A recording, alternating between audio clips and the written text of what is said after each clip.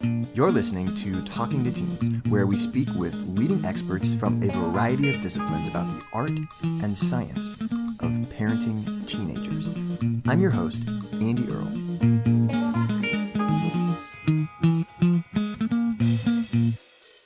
We're here today with Dr. Roy F. Baumeister.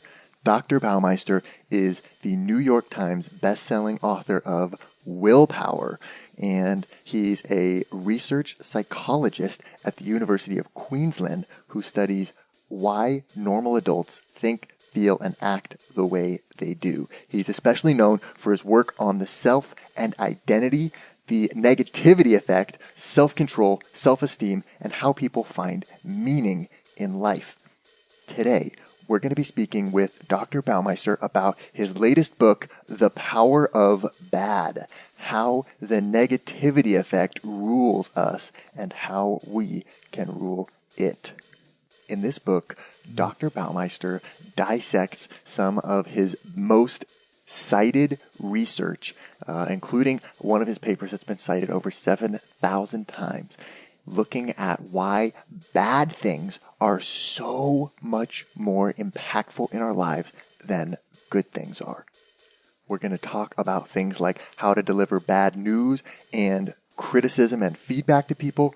We're going to talk about why teenagers can be in such a bad mood when they've experienced social rejection and what to do about that. We're even going to talk about vaping. But first, let's talk about the 4-to-1 ratio of good to bad and why when you lose it with your teenager, it's not quite as easy as just apologizing and making up. Dr. Baumeister, thank you so much for coming on the show today. You have been doing really well-cited research in the field of social psychology for a long time. I love your book, Willpower. A lot of people do as well. And so really interested to know why your most recent book, you decided to write it about bad and about the negativity effect and why bad things tend to be so much more impactful than good things.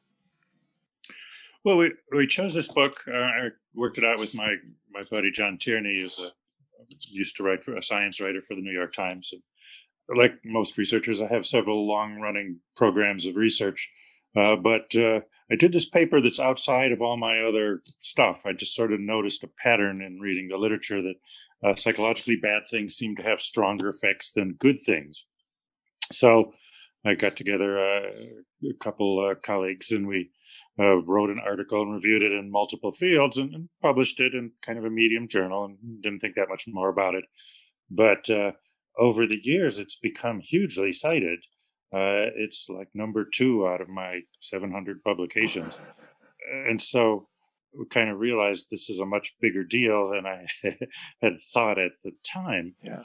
After Tierney and I had written the Willpower book, we were thinking about what to write next, and we had a couple ideas. And he looked over things and said, "Well, this bad is stronger than good" was the title of the research article.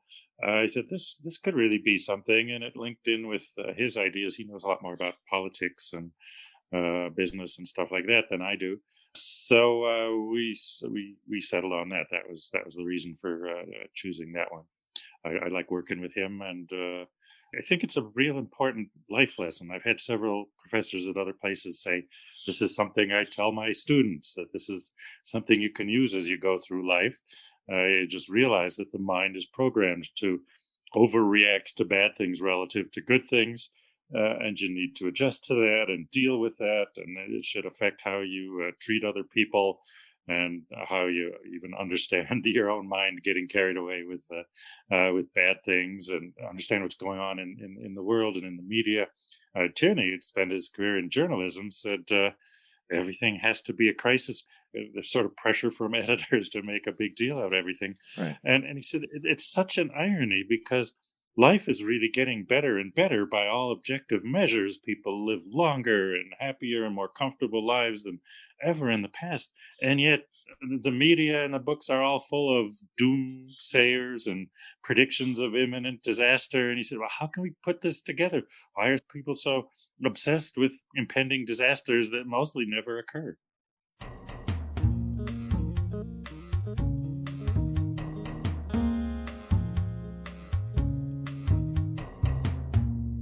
Some of the things that you pointed out in the introduction to this book I thought were so fascinating, and I think they're maybe ideas from the paper that you published or other things that you've kind of picked up from other researchers as well.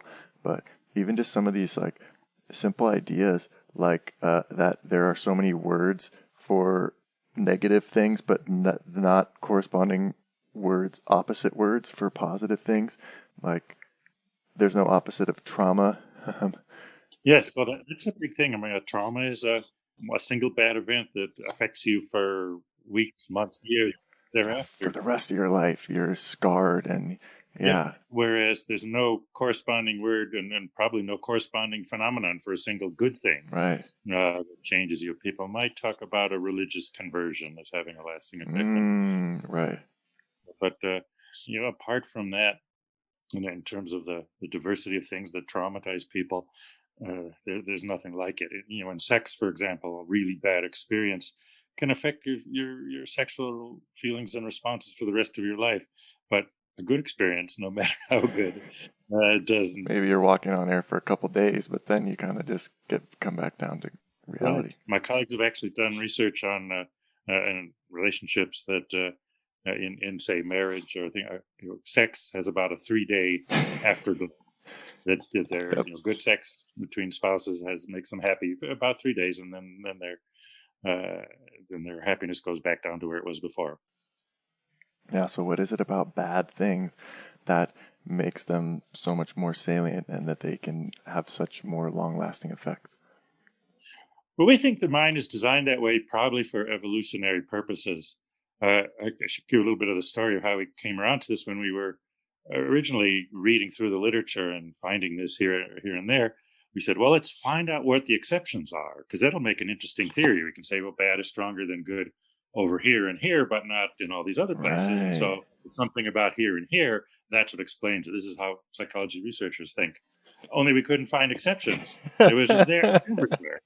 And so it was a little disappointing because we, would make a more interesting and complicated theory, but it added the excitement that, wow, we must be dealing with one of the basic properties of the mind. So we had to look in, evolutionary past, something to shape it at that basic a level. And there's even findings with, say, rats in the laboratory that show they react more strongly to bad things than good things. So again, it's not like something we've learned in school or whatever. It is deeply embedded in the mind. And the way we react to that is think about, evolution. And avoiding bad things is much more crucial. Evolution is about surviving and reproducing. Life has to win every day. Death only has to win once. Right. So the people, or even the very simple animals long thousands, millions of years ago, who were excessively attentive to danger and threat and poison and killers and so on, they probably survived better than the ones that were focused on pleasures and happiness and didn't worry as much about the bad things. So it's hard to prove that that's what happened a million years ago. Right. But something like that has to be the case for it to be this widespread, because, again, we found it over and over in one sphere after another.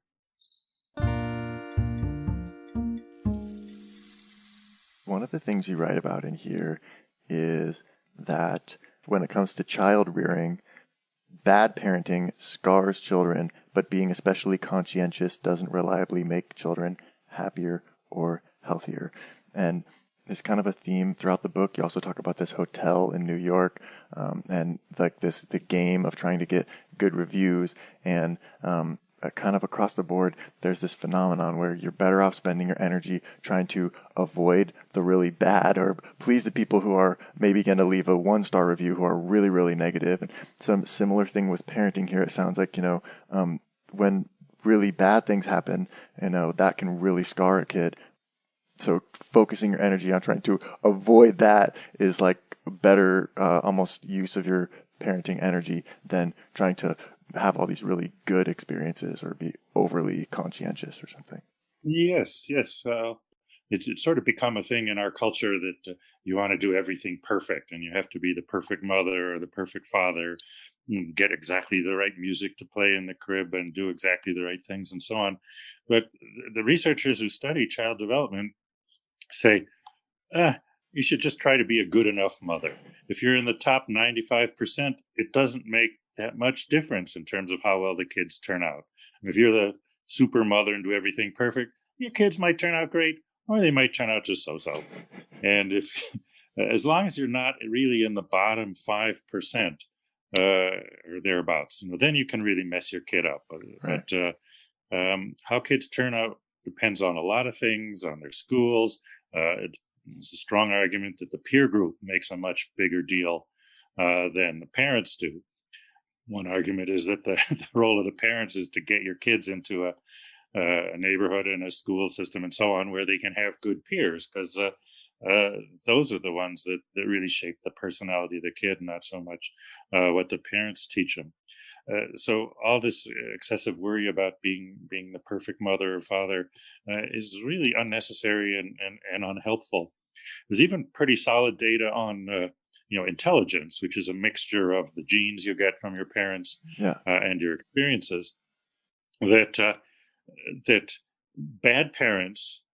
Well, let me start with the good parents. The good parents, it's really just the genes. You don't improve your children's intelligence by being good parents.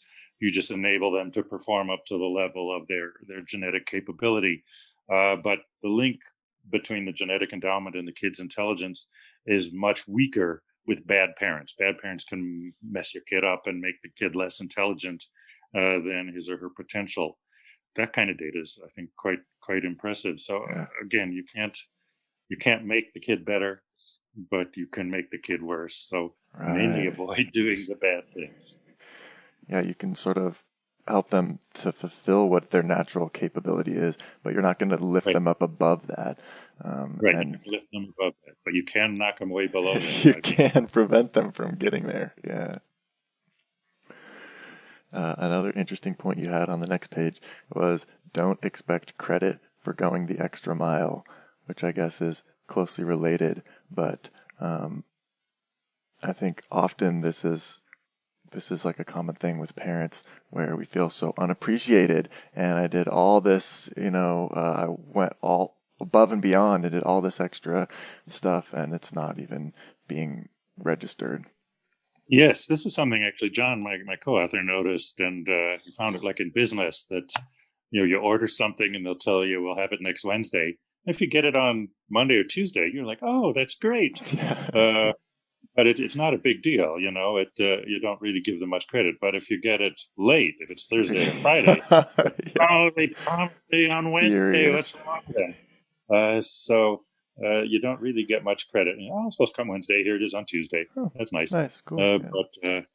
but and the same thing with, say, showing up to a meeting, being 10 minutes late, but being 10 minutes early doesn't give you any extra credit. So again, all those things to get along with people well, and whether it's in business or relationships or whatever, avoid doing the bad things. That's much more important. And I periodically ask my students, okay, why do you think someone should have a relationship with you? What make you a desirable partner? And they all say positive things. I'm a good listener. I'm supportive. But those things don't make that much of a difference. The big thing that people who study relationships say, they're really affected by the bad things.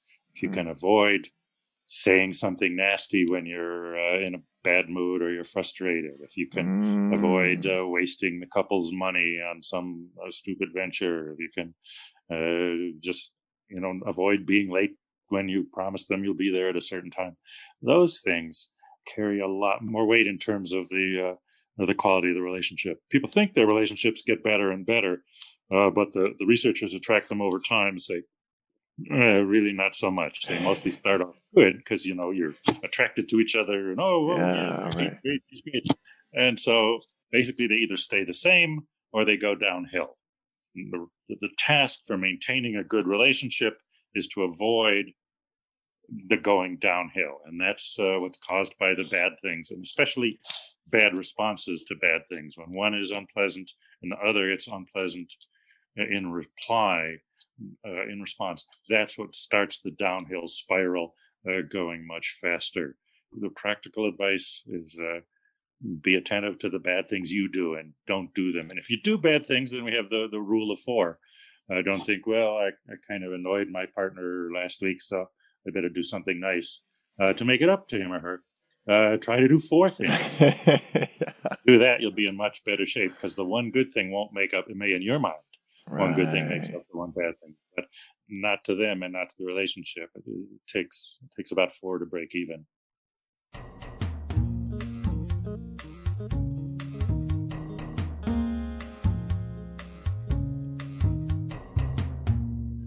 So there's a really interesting section of the book about delivering bad news or kind of harsh feedback. And I think a lot of the ways that we've been taught to do it is the sandwich approach, where we sandwich the bad thing in between two good things. But you point out in here that that's maybe not a good way to do it.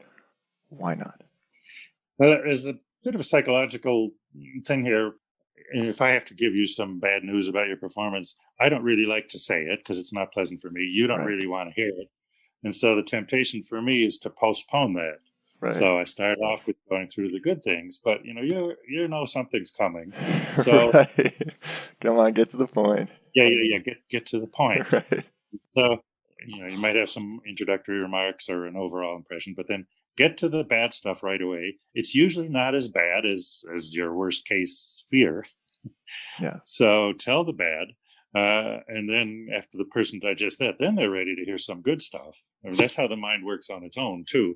You accept the bad and then it starts to look for ways to make things better.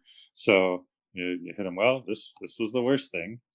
But, and then you accept that for a moment and then, but then on the other hand, there are all these good things. So there's plenty to work with, and you just got to fix that bad And then thing. Then you come back to the bad thing also a little bit at the end, so that you do make sure that you don't just leave them with all the good stuff.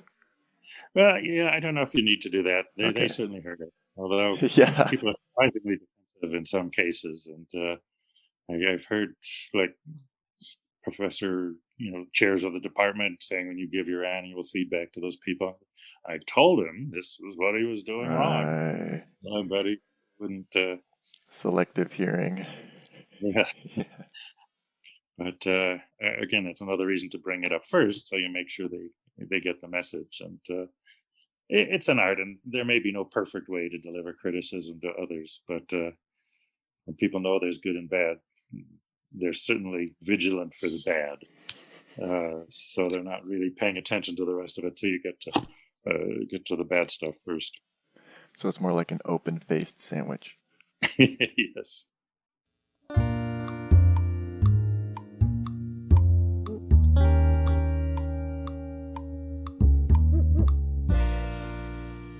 There's a lot of stuff in here on punishment versus rewards and what motivates people to behave well. I think we like to reward people because it feels better. But yeah. But people learn fast. Even rats learn faster with punishment than reward. Huh. It seems to be a basic property. This has been a big thing in the schools because they always want to think, well, we could get away with giving bad grades, and you shouldn't even mark papers with red ink anymore because it's too negative. Right. Just focus on the positive. But first of all, in terms of information for learning, getting both good and bad is the best thing.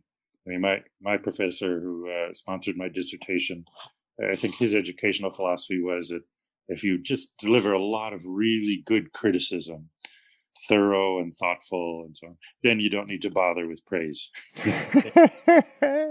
His students who survived all had pretty healthy confidence in themselves, otherwise they fell apart. But he turned out quite a few of us, and we learned a lot from him. Huh. But then I worked with somebody who gave both praise and criticism, and I thought, this makes it a lot easier to learn faster. So on a pure informational basis, you need to supply both. That's the most effective for learning. But if it's one or the other, criticism works better than praise. They're nicely controlled studies, like they will give children uh, a jar and say, well, every time you get one right, you can put a marble in it. We'll give you a marble. Or they give other children one full of marbles and say, well, every time you get one wrong, we'll take one out. So it's the same contingency, a marble for a right answer. But the kids learned a lot faster uh, when the marbles are being taken away for wrong answers than when they're being given them for right answers. There's even, I think we mentioned it in the book, a follow-up study with teachers. It was the same thing, that the teachers were supposed to teach their kids to reach a certain level on the region-wide test at the end of the year. They did half of it, told the teachers that you'll get a big bonus if 60% of your kids reach this criterion. The others, they give them a bonus at the start of the year and said, well, you have to pay it back if the kids don't. It's exactly the same amount of money, Right, same criteria, the same everything. But even the teachers showed the same thing. Their students did a lot better when the teachers had the money and were afraid of losing it than when they were going to possibly get it as a bonus. So, yeah, punishment is, for better or worse, is an important part of learning, and the attempts to get rid of it are just weakening the whole educational project.